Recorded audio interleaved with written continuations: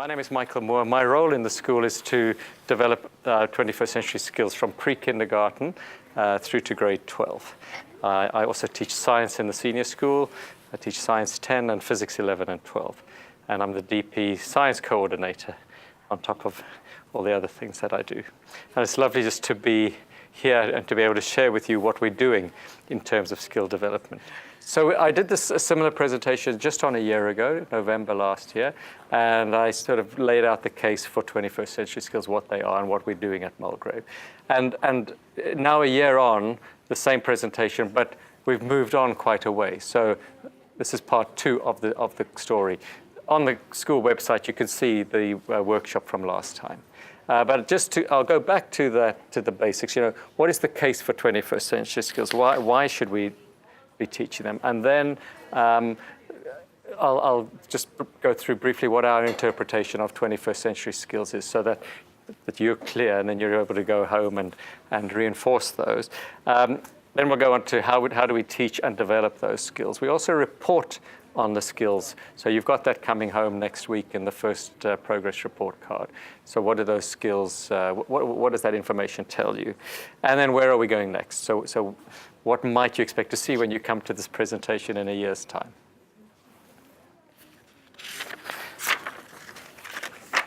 So this little video illustrates for me the move that we have from a curriculum that is very much based on content and knowledge to a curriculum that is based more on what students can do with the knowledge.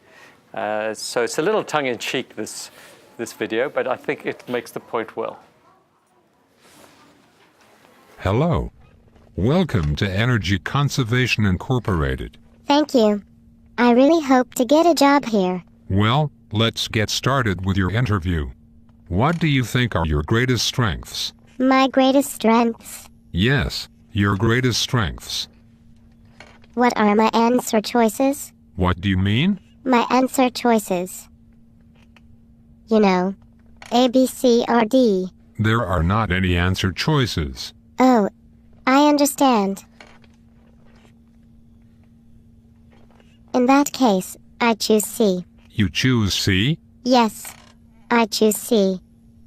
My 5th grade teacher told me to always choose C when I did not know the answer. Oh, it sounds like your 5th grade teacher really prepared you for your future. Moving on then. This job will require you to write proposals about energy conservation. Are you a strong writer? Yes. My teachers always told me that I write very good stories. I also like to write poetry. Well, we will not need you to write poetry or stories. We will need you to write proposals regarding energy conservation.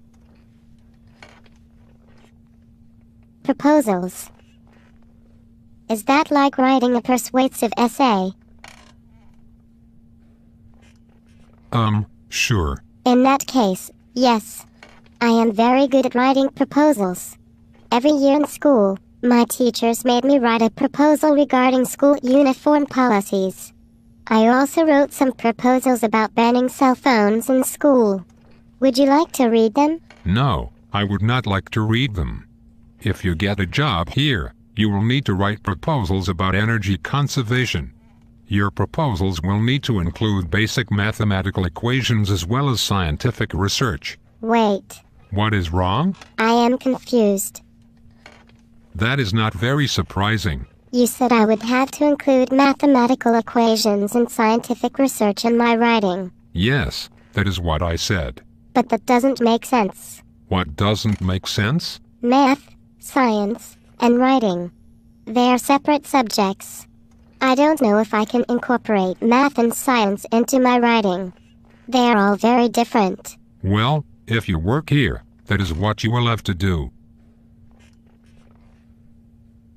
This job seems very difficult. I do not think my public education prepared me to work here. Well, I have to agree with you. I have one more question for you though. Why did you think you were ever qualified to work here in the first place? Why are you looking around? You asked me a question, and I do not know the answer. So, I am looking for someone to think pair share with. There is no one for you to think pair share with. Oh. In that case, I choose C. I think I've heard enough. Thank you for coming in. So what we're wanting to do through our work with 21st century skills is to prepare our students so that they're successful, happy, and fulfilled in work and in life. So to give them the skills to go into a job interview like that and be able to come out on top. The only thing I don't like in that video is when she says, I don't think my public education prepared me for this. And I don't like that. I think there's some very good public education, so I don't choose that video to have a go at public schools. But I do think a traditional education prepares us for regurgitating content and regurgitating knowledge. So as our students go out into a world which is much more complex, perhaps than the world that we went into, we need to be able to give them an added edge. There's a lot of students that are going to be able to regurgitate information. They can recite the periodic table, they can spell onomatopoeia, they can do all kinds of things in terms of repeating knowledge that they've been given. But what we want to do is give our students some skills so they can take that knowledge and do something with it. So if we look at our school strategic plan, there are those 5 strands to the strategic plan. So we want a more personalized learning, we want to be enriched with 21st century skills, applied, we want to extend it, particularly through the co-curricula, and make it more international, bring in that multicultural dimension. And that's in the document that John shared with us that came out so beautifully printed a couple of weeks ago. So the bit that for me is vital is that section there about enriched with 21st century skills. So that the students have rigorous minds which underpin their future success. And it's these skills that we see as being fundamental to what students are going to be able to do with what they know, so that they can be happy, fulfilled, and successful in work and life.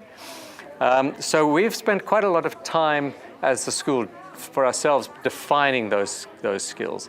And this work goes back to about 2010 when we began the project. But you may have seen a poster like this around the school. So this summarizes, these posters summarize our the Mulgrave 21st century skills. Now I know the writing is small and I don't expect you to read it from where you are. But what we have done is we've identified the skills, we've broken them down a little bit, and then we've defined in quite a lot of detail what they look like. And we've tied that to the learner profile. So, and I'll go through that in a little bit more detail today, so you don't have to peer at that little poster. But what I want you to do is be mindful as you go around the school, and you should see those posters permeating the building. So in the classrooms and hallways and around the place. So we're continually going back to them. They're a really important sort of cornerstone of the work that we do. And the skills that we have adopted as the 21st century skills that we develop are the IB approaches to learning. Prior to the IB defining their approaches to learning, we had done quite a lot of work to identify what we felt the core skills were that students should be developing. And when IB, in their latest iteration of the curriculum model, came forward with these approaches to learning, we felt there was a high level of congruence between what we were wanting to develop and what the IB ATLs were. And so we adopted them as our skill set. And so we didn't want to be doing 2 things in parallel. And we thought that there was a strong enough argument to keep the ATLs as our 21st century skills. And you'll see the things you've been describing fit very nicely into these categories. So there are 5 key domains. There's thinking skills, social skills, communication, self-management, and research. So those are the key skill areas. And then some of those are broken down into subsections or clusters. So thinking skills, we break thinking down into critical thinking, creative thinking, and transfer. Transfer is that ability to use knowledge from one subject area in another. So like we heard the girl in the video saying, math, science, writing, those are 3 separate subjects. So we want students to be able to use the skills from math and science in their writing, or in writing in their science, or in their math. So transfer between subjects. Social skills, the key social skill that we look at is collaboration. But we've also added in a number of other areas here. So we have relationships and intercultural understanding that we have added in as subsections to social skills. With communication, we've looked at communication in 3 ways. Public speaking, you mentioned that ability to be able to speak publicly, debating and discussing, and then social communication. So not only writing for different purposes, but also making sure that when we write in a digital environment where it's open to the public, that we use an appropriate style for doing that. Self-management is broken down into organization, the affective skills, how do we deal with stress, and how do we refocus, and how do we deal with pressure, and then reflection. So how do we take the feedback we get and improve on it? How do we reflect on our experiences and take the learning from those experiences and use those again in future contexts? And then research is broken down into information literacy. How do we find and retrieve and evaluate information? And then media literacy is how do we take that information and present it back? What is the best medium for doing it? So is it best to do it electronically, or is it better in visual form? Is it better to write something, or is it better to have a video or an audio? So different media formats for presenting information. So those are the skills that we're working to develop with our students. That's a lot. And the danger is to try and do it all in one go. And so we have taken a much more cautious approach. So there are all of the skill areas. And the one that we began with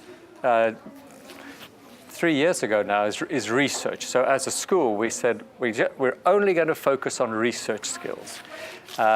We spent quite a lot of time defining what does it mean. We went first for a paper and post-it notes, and we started tracking what do we teach under research skills, who teaches it. So that long bit of paper stretched across the whole wall of a room, and all the different grades put in what they were doing. We then moved onto Google Docs. We found that was a little bit more of an easy way to track that, and we could have people collaborating from the junior school all the way down, or from the ELC all the way up to the grade 12 teachers. But what we did is we defined for ourselves, what do research skills look like? So we have that on the poster board. So that's the end point. But how do we get there? So then we said, well, what does it look like in grade 10, 9, 6, 4, 2, pre-kindergarten? So how is research different at each of those points? And then how do we teach that? And who teaches it? And that's fairly complex. It took us a year to get that process defined for ourselves. And then by the end of that year, we still found we had some gaps in where skills were being taught. So then we have to go back and fill in those gaps and make sure that that specific skills are taught at specific times. We've just been through the same process for social and self-management skills. So by the end of this year, we'll have social and self-management skills defined, and we'll be clear about where we're teaching those skills and what skill we are teaching.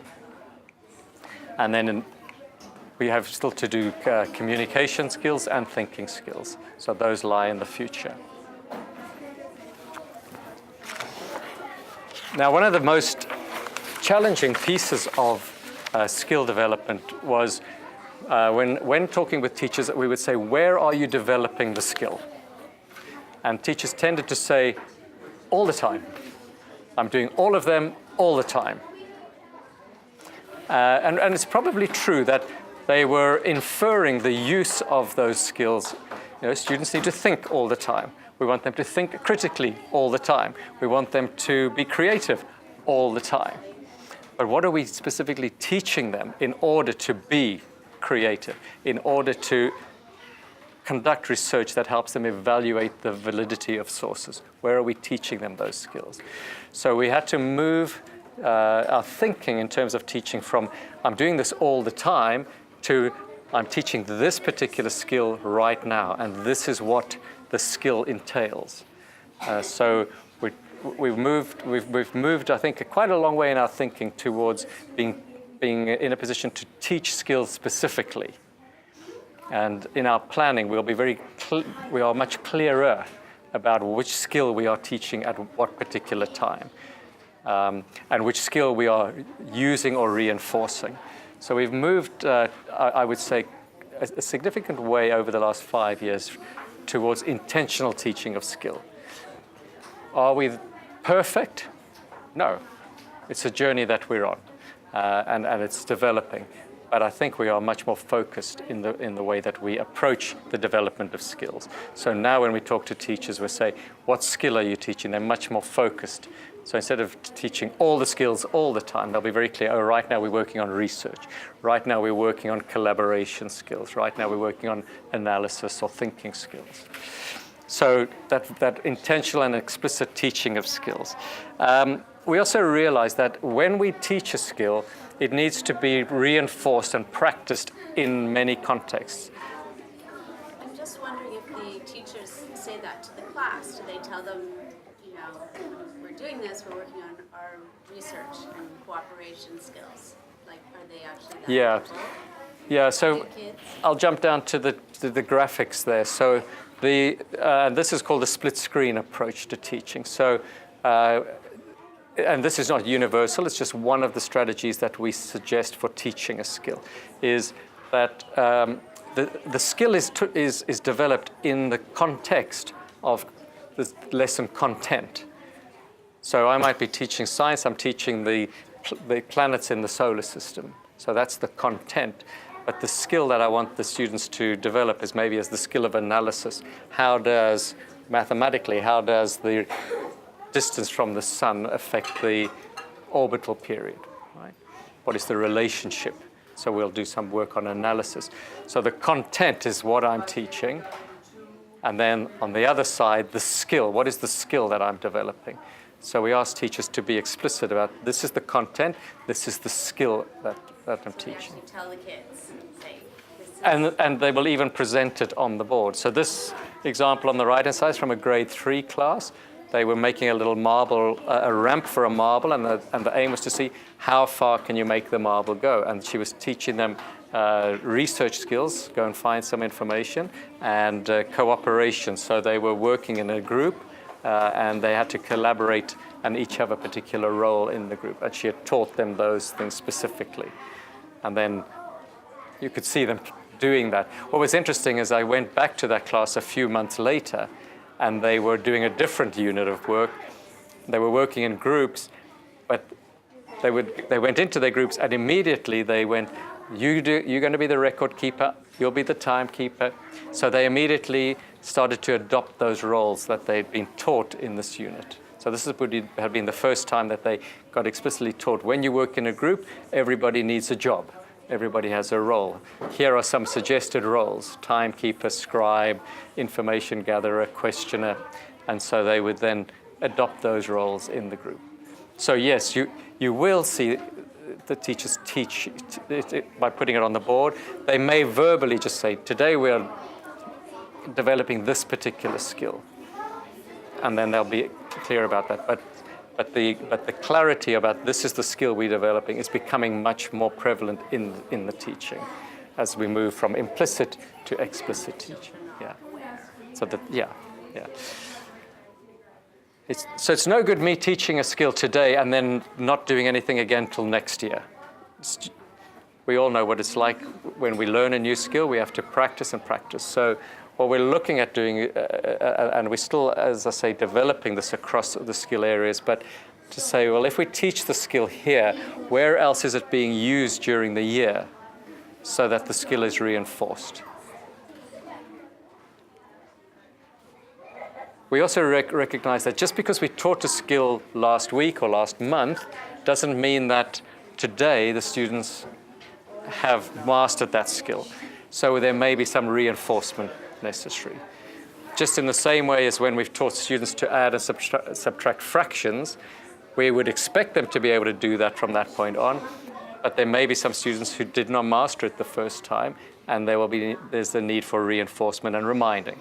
So we accept that that's part of our role as teachers.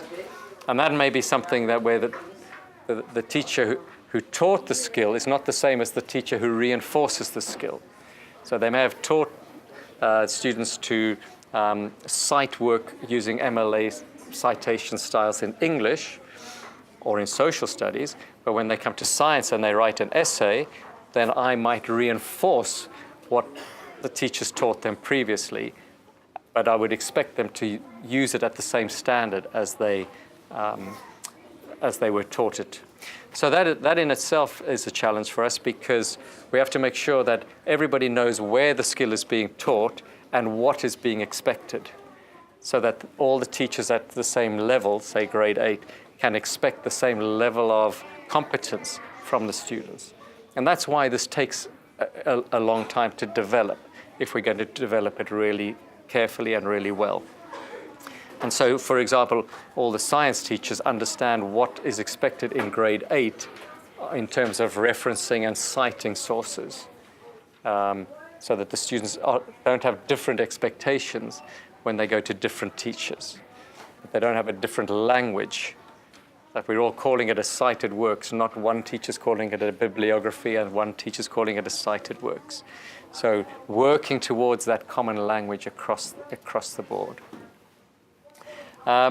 We ask teachers to model. Another way of teaching the skill is to model it. So I'm going to give you a model example. So when I teach my physics class, I will model the approach to solving a problem. So I teach my students, draw a picture, annotate the diagram, identify the formula that you're going to use, substitute, working out, answer, units. And that process is drilled into them as one approach to solving a problem. So now they have that technique. But when I do an example on the board, then I will model that same technique. So it's reinforcing what I'm expecting of them. I've talked about the split screen approach. So the one on the right is the grade 3s. The one below is a grade 11 math class. Downstairs they have 2 TVs. So the teacher, Dr. Fruin in this case, he has the content of the lesson on the one screen, and he has the skill development on the other. In math, for example, they work quite hard at teaching students to communicate accurately. Communication in math is really important. Students put equal signs all over the place, where the 2 things on either side of the equal sign are not equal. So teaching students to communicate so that the mathematics reads correctly is an important part of what they do. One of the skill areas they assess, in fact. So Dr. Fruin works hard at that, as an example. We're very fortunate with the IB in that the IB is not a content-focused curriculum, but is skills-focused. So we have the command terms in IB. Command terms are the words that describe what we expect the students to be able to do, the skill that they have. Words like discuss, describe, explain, evaluate. Those are words of increasing complexity in terms of communication. So if we say to a student, state, it's a very simple thing that they have to do. They need to just write the answer. If we say discuss, the word discuss has a very clear meaning in IB. It means a detailed account. If we say explain, then it is discuss plus. It is a detailed account with reasons. So teaching the students what the word means helps them identify what their response should be. So if you look at the rubrics that you're going to get next week in the report cards, you will notice as you go down from the 1, 2, 3, 4, 5, 6, 7, 8 bands, the words will change from they're the bold words on the rubric. So the state will be low down, and then you'll have describe, and then you'll have discuss, and then you'll have explain. Or you'll have list as a low order activity, and you'll have evaluate and justify as the high orders. So if you want to help your children improve along that level of skill, you can simply say to them, what does the next bold word mean? What does evaluate mean rather than summarize? And if they don't know, they should go and find out. A lot of teachers display the command terms in their rooms. And then that helps the students tell the difference between discuss and explain. So the first thing that we can be doing is we can be using the language of the IB. And I know that's not perhaps your preferred choice of language, but when students are not getting the highest level that you feel that they are capable of in the rubrics, look at those bold words and say, okay, so what is the difference between what you did and what is expected at the next level? Because it is skill-based. It is not content-based. Working harder will not get you there. Studying more will not necessarily get you there. It's what they do with what they know that will move them to the higher level. So the command terms for us are very useful in the IB. They can help us develop skills because they are all about what students are able to do. They are all skill-based. Obviously, the rubrics help us in that regard because we are always trying to develop students to the highest level in the rubric, and all of the assessment tasks are open insofar as they will allow students to perform at the highest level. So we have to make sure that when we set assessment tasks, that the highest levels of the rubric are accessible. Otherwise, it's not a fair assessment. Now, there are a number of these skill areas that are not taught through the subjects. So you look at them and you think, well, yes, thinking skills, problem solving, analysis, creativity. A number of those things are taught implicitly in the curriculum. Communication, research skills. But a number of skills we found are not being taught directly through the curriculum. They may be implicit. So I do have science homework, and I do expect students to meet the deadline when they have to submit something. But I've never taught them the skill of being organized and keeping an agenda and managing their time well and planning. And so with that realization, we felt there was a need for a place in the school where we teach some of the softer skills. How do we deal with stress and pressure? How do we refocus? How do we appreciate other cultures? And so the life and learning course in the middle school was born out of that thinking. And just this year, that's been extended in the senior school to character education, just a slightly different name, but they teach the same things. If we have a look here. So we in the subjects we teach all of those aspects, but character education, what do we teach in life and learning and character education? So time management and organization. How do we deal with procrastination? How do we deal with the demands of our electronic devices? How do we study, use our memory? What are good review techniques? So giving them a range of strategies. And these are taught explicitly, and then the students practice, and then they can identify the technique that works best for them. Those then are reinforced then by the subject teachers. So when they come back to my science class, I say, well, we have a lesson to review. What is the best way that you review? For these kind of parts of the content of the course, memory cards or cue cards are useful. For this one, you might want to make a diagram. For this one, you may want to make a mnemonic. So we've got a whole range of strategies that we've taught the students to use, and then we'll reinforce them in the classroom. How do they read for understanding rather than just read and then wait for the teacher to explain it all to them? Who teaches this course in the middle school, grade 7? Life and learning, grade 7. Life and learning, Miss Roy and Miss Moore, Melissa. Who else in grade 7?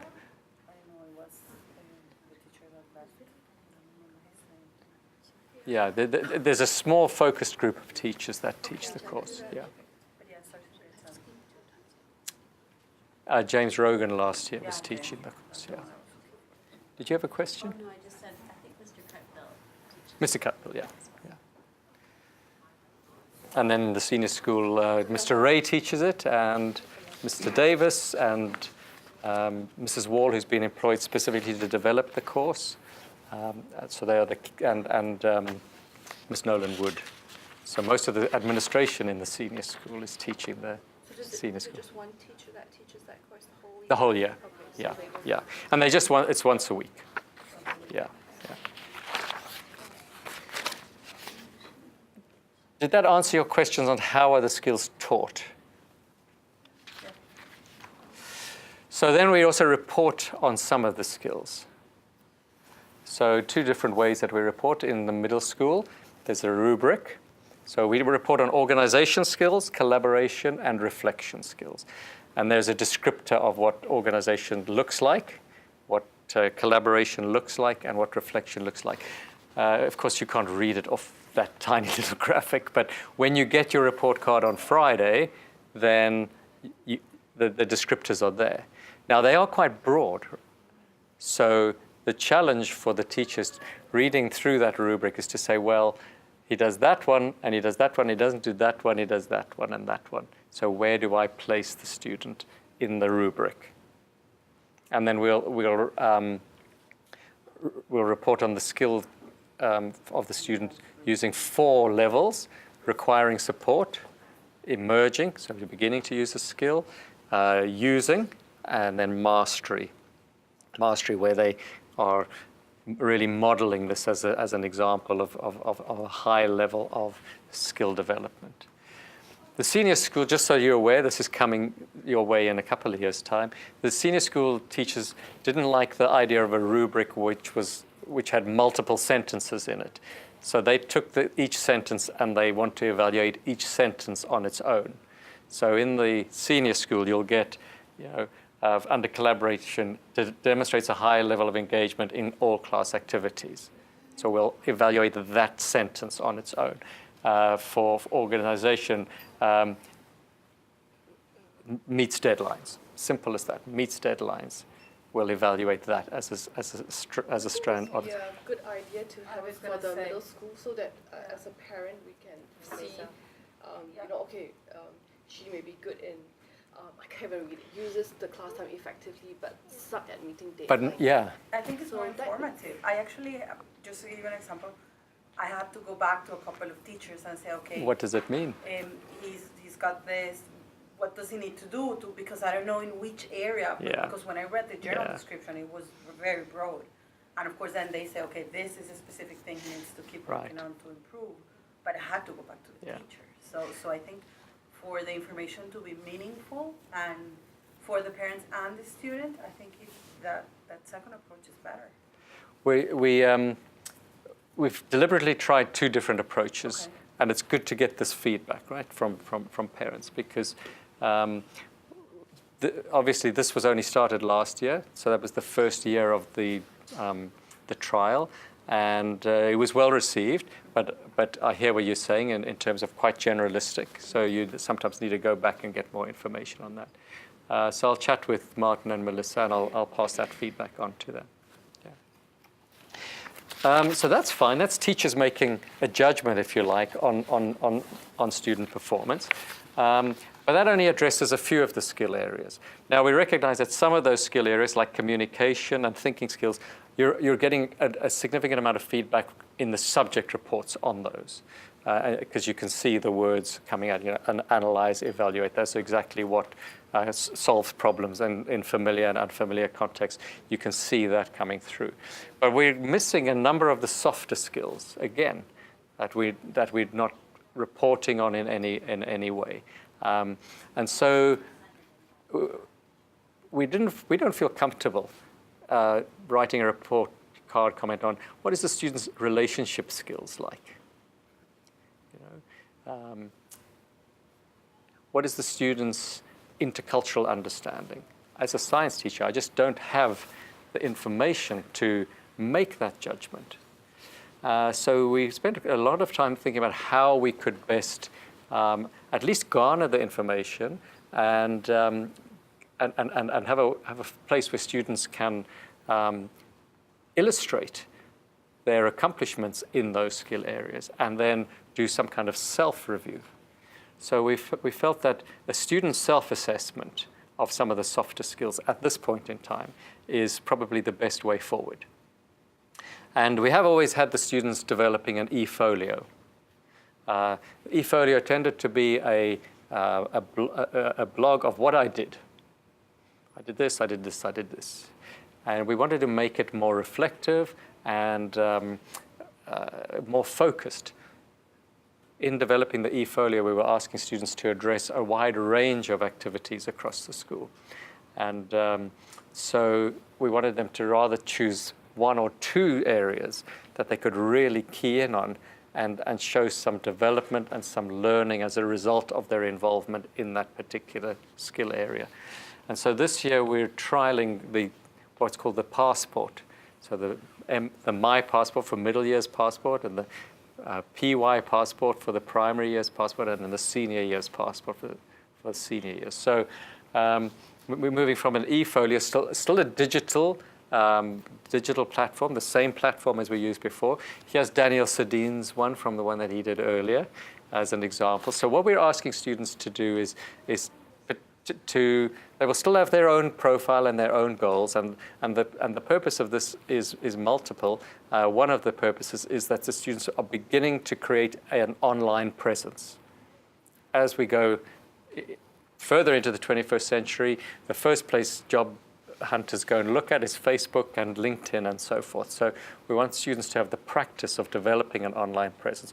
But we don't want it to be public so that if they make a mistake, everybody knows about it. So it's in the safe environment of our own school. And the students, as I said, they'll have their profile, just a short description of themselves, their own goals for the year. And then we ask them to choose two areas on which to focus for each of the 3 years of either the MYP or the senior school. Sorry, the middle school and the senior school. MYP is 5 years long, so the middle school is only a slice of that. So we want them to look at leadership, intercultural understanding, self-management and social skills, and then creativity, activity, and service. So there's 6 skill areas that we want them to address over a 3-year period. And really we want them each year to take 2 of those. They can do more if they wish. But the idea is get really focused and really deep. Take 2 of those skill areas, develop a plan for demonstrating that skill, and then at the end reflect on what did you learn as a result of that involvement. So there'll only really be an initial post to say what I'm focused on, a mid-year post to say this is what my progress is, and an end-of-year post to say this is what I did and this is what I learned as a result. And that would then form their record of achievement, that little document that you got at the end of the year last year, where they summarized their key learning experiences for the year. This would become a vehicle for managing the record of achievement. That's the plan, and we're trialing that through this year. But it gives the students a chance to focus back on their some of their skills that they are developing, and then create that digital archive or portfolio of some of the work that they've achieved. And we're doing this. We're trialing this in grade 7 and grade 11. Sorry, this in the senior school, the middle school, and we're looking at it in the ELC. So the ELC, when students left the ELC, they used to come home with a box full of drawings and goodness knows what, which is great, right? I mean, I love the stuff that I've got from the ELC. But what they're trying to now do is take that and digitize it so that the parents come away. They can still have the paintings and the books, but they've got it electronically. It's much easier to store. I don't know if you've got boxes of grade 2 books that didn't get filled very much and things like that. So the digital format helps us just hold that a lot longer. So we're looking at doing that right across the school, and your children will be involved with that. They're just at the point now of getting their passport addresses, and they can start developing that. So then you have No, so the e-folio dies. So what happens to that record of whatever? It's archived, so it's still available. Yeah, it's visible. Students might take from their e-folio their autobiography about me and just copy it, update it for this year, and then put it. Yeah, so it's still available. It doesn't go away. Yeah. Otherwise, you'll forget what they did. Sure. Yeah.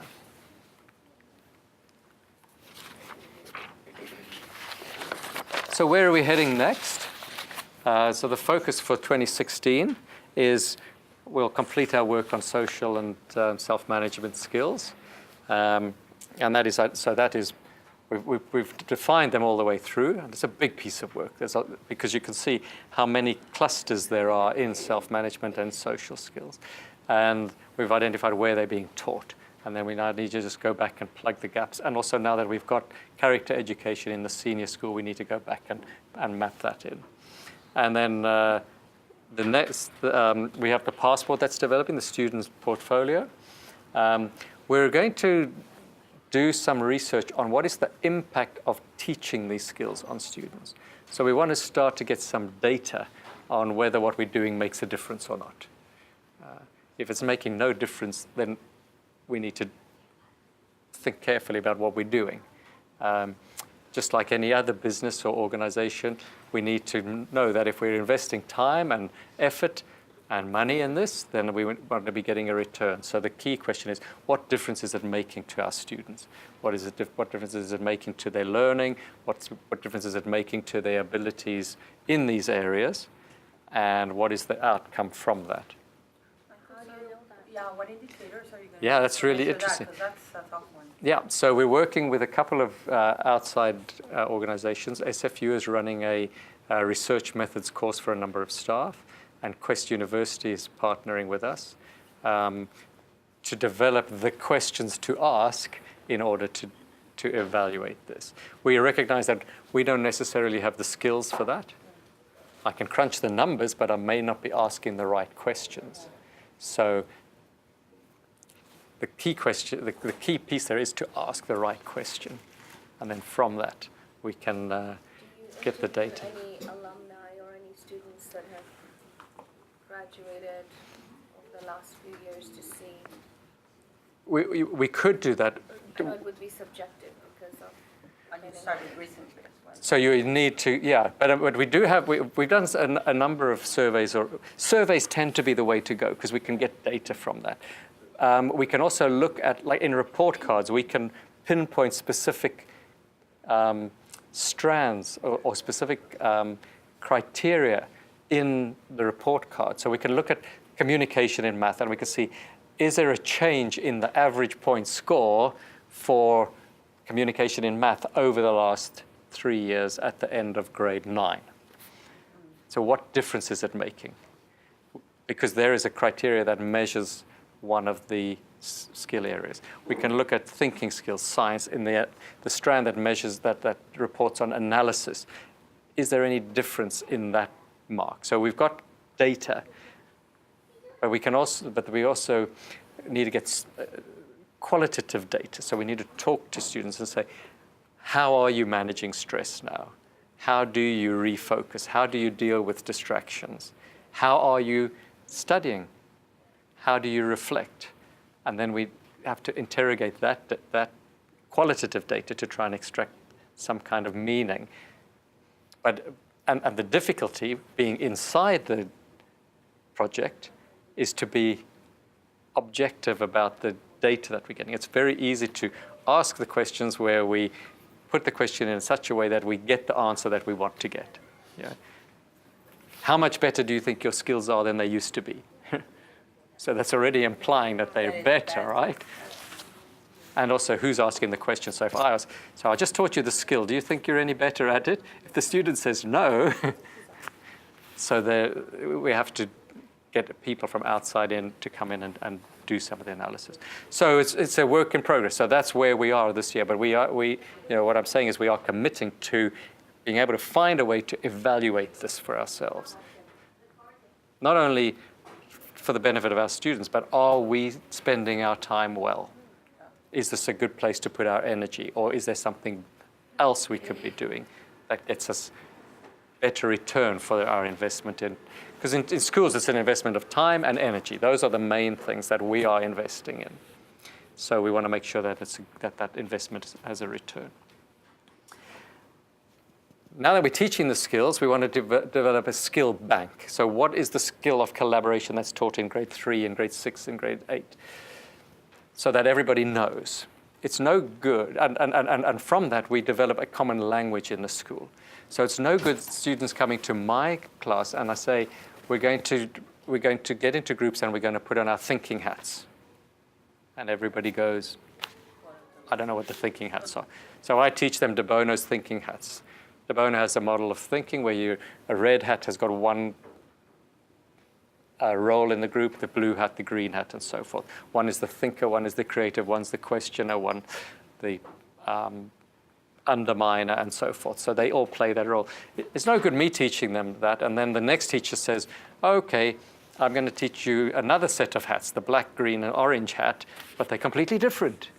And then all that's going to happen is the students get confused. So we want to know what skills are being taught, and what is the language we're using when we teach those skills, so that I can just say, for example, in writing an essay, I can say to students, write a cookbook paragraph. Everybody knows what a cookbook paragraph is in the school because they've been taught it in English, and it's used in multiple contexts. And we all, when we say cookbook paragraph, we all mean the same thing, that there's a focused idea to the paragraph. There's a number of sentences that follow one from each other, and they're all about the same thing. So that's helpful in terms of the language of the school. So we've got the skill bank and then a common language that develops as a result of that. And we have that unique opportunity here to take students from the ELC all the way through to grade 12 and develop that. So it's really important. That helps the transitions between the schools in the school and the divisions in the school and the programs in the school all the way through. So we're united by that common language. We're also going to develop a resource bank. So we've just started filming teachers teaching a skill. So that when you say, well, how do we teach a skill? Well, we'll be able to point to a number of videos that will be posted on the website of how do we teach a skill. So the one we've just done is a Mandarin class. So Matt was videoing it, and we have no idea what was said. So we have to now go back and we'll put subtitles in, and we'll say, here the teacher is identifying the skill. Here she is teaching the skill. Here she refers to the rubric that the students are using. And then there'll be part of the video will be the students engaging with the activity, and then they did a presentation. So hers was a communication skill. Presenting for a particular audience was the focus. She taught them a number of skills around presenting. Many of those they would have been taught earlier. So she may have been teaching or reinforcing. And then the students prepared their presentation using the information that she'd given them, using the rubric, and then there was the final presentation. So we'll put together pieces like that. And that would be a typical sequence in developing the teaching of a skill that you will start to see in those videos that come up. Excuse me, question. If a student has a weakness in a certain skill, or one or more, I mean, what is done individually? Is the teacher, following up, focusing on that skill? Not to, I mean, you find there's a certain weakness and it's just moving across the years. Right. What is being done? Yeah, I mean, you would expect that the teacher, like if a student in my class. I mean, there isn't much you can do. Yeah. Yeah. I think one of the things that we are strong on at Mulgrave is that there is that personal individual care. And so we'll notice, if we notice the student is struggling, so my bugbear in science is where students do not reference the work that they do. So I teach them the skill, which is simply a reinforcement of what they've had elsewhere. But then I will identify students who have that skill area low on their first assignment. I say, before we do the next assignment, we need to go through this one-on-one. And I would imagine that's the kind of thing that a number of teachers in the school would be doing. They would identify skills and they would say to students, we need to get this fixed. I'll spend some time with you one-on-one or in a small group, and we'll get that done. But that does not necessarily always fix the problem. So, it's just that repeated returning to the skill area. but we have students in grade 12 who struggle to add and subtract fractions, even though it's been covered year on year all the way through. So the part of the understanding of a teacher is no matter where the student is, we always have to be mindful of the skills that they have not yet developed. And part of our role as teachers is to continually develop those skills.